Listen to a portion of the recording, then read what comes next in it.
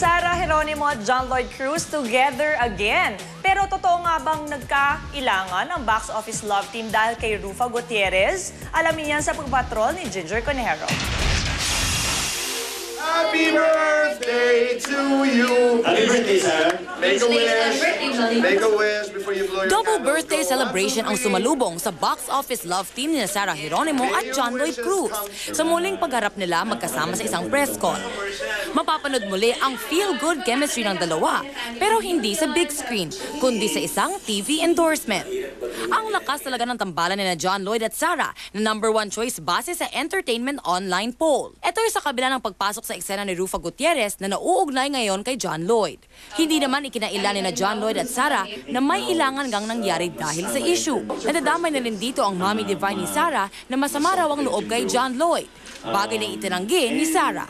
Nagkasama-sama na kasi lahat po, yun nga, yung distance namin, yung hindi namin pagkakakita ng matagal, hindi namin pagkakausap din, o yung bonding din siguro yun. At saka, syempre siguro, in a way talagang affected din sa mga naglalabas ng intriga.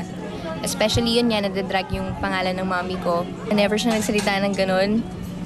At pagsalitaan niya ng ganun ng katulad ni John Lloyd Cruz, yun lang. Siguro hindi po totoo yung mga nababasa ninyo.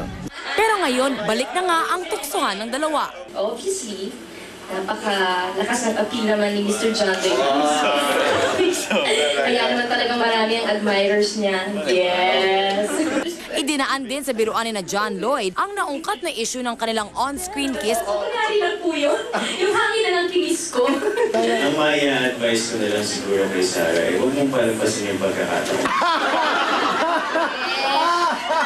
Hindi na ang mga kagaya mong Mabibigyan ng pagkakataon. mabibigyan ng pagkakataon. So, nasa sa'yo yan.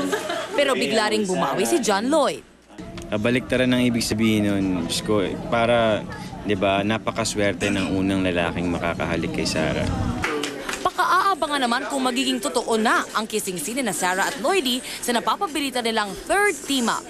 Nagawa naman po namin ng maganda, di ba? At na-appreciate naman ng tao kahit walang intimacy na nangyari dun sa pelikula. Walang kissing scene o kung ano-ano man. Love scene, di ba?